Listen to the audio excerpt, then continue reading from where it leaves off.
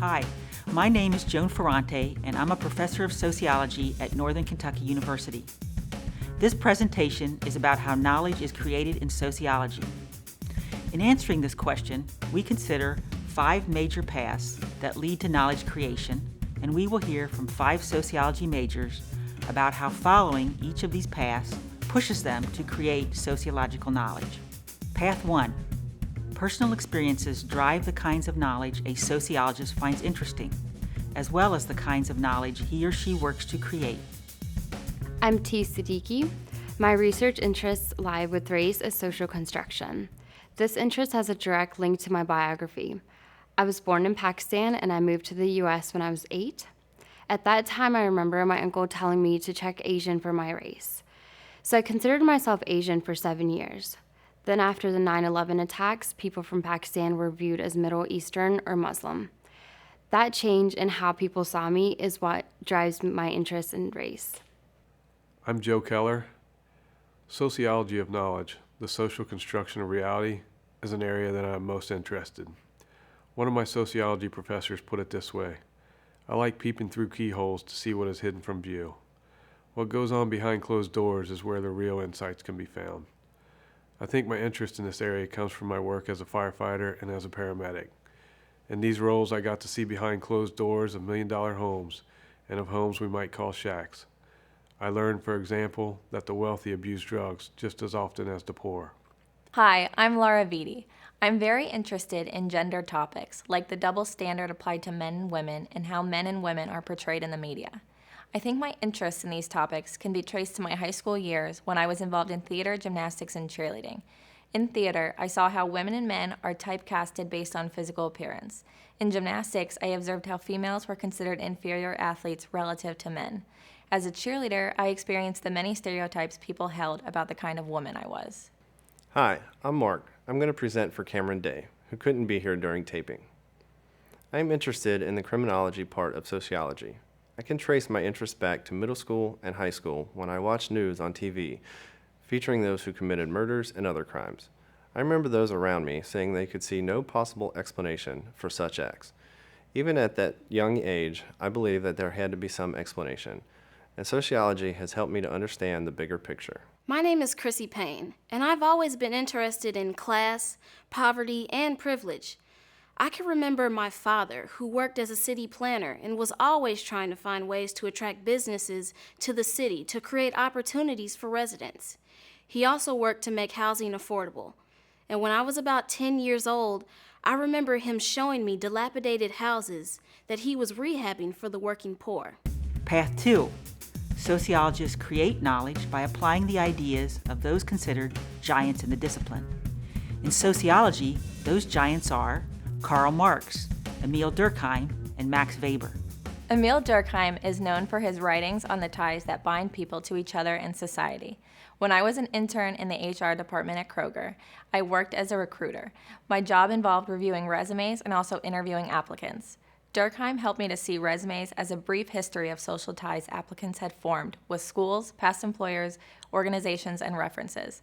Those applicants with the strongest and most meaningful ties had a clear advantage over those with weak ties. Marx's idea that capitalism is both a creative and destructive force helps me to think about those who lose jobs.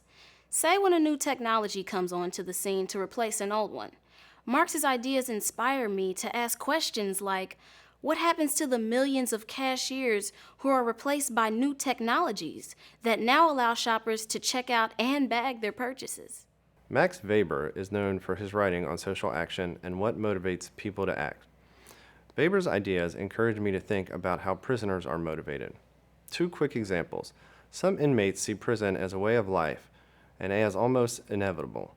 Their father, grandfather, siblings, and cousins spent time in prison, so they just assume they will too. Other prisoners, like undocumented workers, see time in prison as just part of the cycle that involves working, being deported, and returning to the U.S. to work again. Path 3. Sociologists ask key questions to guide them in the creation of knowledge. Some key questions relate to intended and unintended consequences, who benefits and who loses from the way society is organized, and the meanings people assign to behaviors and objects. My favorite research questions have to do with meanings we assign. I think about how people rarely question the meanings they hold about something. As an example, most people think of President Obama as our country's first black president, even though he is of African and European ancestries. I'm interested in how we decided to dismiss President Obama's European ancestry. When I do research on some topic, I like to think about intended and unintended consequences. Just like a drug has an intended purpose, but also unintended side effects, so does just about everything in society, whether it be the intended or unintended consequences of building a new stadium or taking college courses online. I just know there are always intended and unintended consequences. When I do research, I think about who benefits and who loses from the way things are done. It might be something as dramatic as who benefits and who loses from the changing climate, or something not so dramatic like who benefits or loses when your bank introduces a new fee to a checking or savings account. Path 4. Every discipline has a motto that drives the kind of knowledge it creates. For sociology, that motto is, things are not what they seem. To put it another way, when sociologists create knowledge, they look beyond popular understandings and interpretations. Sociology's motto that things are not what they seem pushes us to really get to know the people we study. Since I'm interested in issues of poverty and social class, I did an internship at a food pantry that serves people who can't afford food and hygiene products. From this experience, I learned that poverty is not what it seems. Things are not what they seem with regard to America's insistence that everyone is equal and that it values diversity. If you just look around with your eyes really wide open, you will see that this is not the case. Things are not what they seem applies to our prison population. On the surface, it seems like our prisons are simply full of people who did bad things. But if you stop and think about it, prisons are full of people who got caught and didn't have the money to avoid going to prison. There are far more secret deviants walking around outside of our prisons than there are people in our prisons. Path 5. The compelling issues of the day shape the kinds of knowledge sociologists create.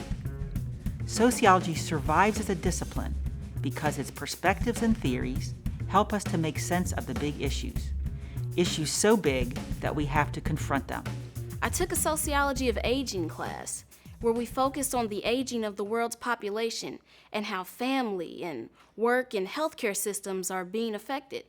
The course opened my eyes to the ways countries and communities and families are adapting to the aging of the population.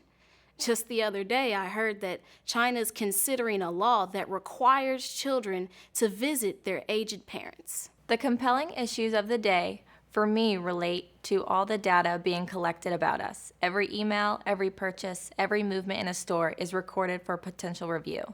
My training in sociology has given me the skills to not only analyze this data, but also to think about the intended and unintended consequences of collecting data on our every move. I think addiction to prescription pain medication and heroin may be one of the most compelling issues of our day. Sociology offers a toolkit of concepts and theories for thinking about who benefits from addiction and at whose expense. If you think about it, choosing a major, minor, or concentration is really a decision about how you want to view the world. You will spend a large portion of your college career mastering the language and theories of your chosen discipline. The perspective you acquire as a student of sociology can give you an advantage in the job market. How does acquiring a sociological perspective enhance career goals?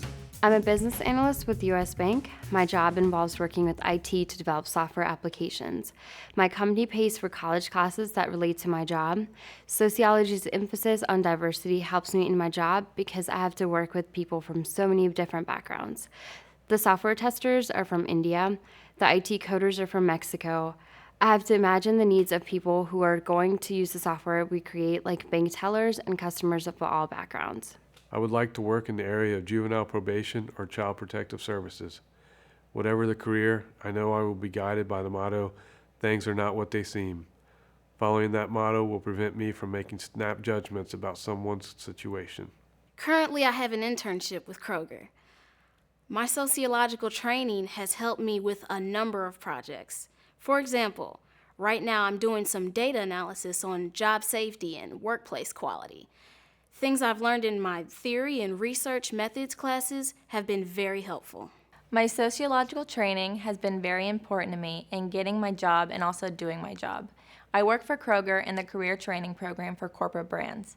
In my job, I have access to a lot of data, so much data that I could become overwhelmed. But my sociology classes taught me how to focus, to ask the right questions, and to guide my analysis and presentation of results. I plan to be a police officer, and I see a tremendous benefit to a major in sociology. I see sociology as my toolkit for making sense of the criminal justice system. I see sociology as society's detective helping me look at the bigger picture. Other career aspirations of sociology majors include Sean Parker's aspiration to become a Division I college soccer coach, Kenny Carpenter's aspiration to become a home healthcare advocate and consultant, Devin Coward's aspiration realized to become a resident director at Loyola University, Chicago, and Myra Guzman's aspiration to work in a government, corporate, or not-for-profit office that serves populations with distinct needs, such as Latinos, women, or veterans.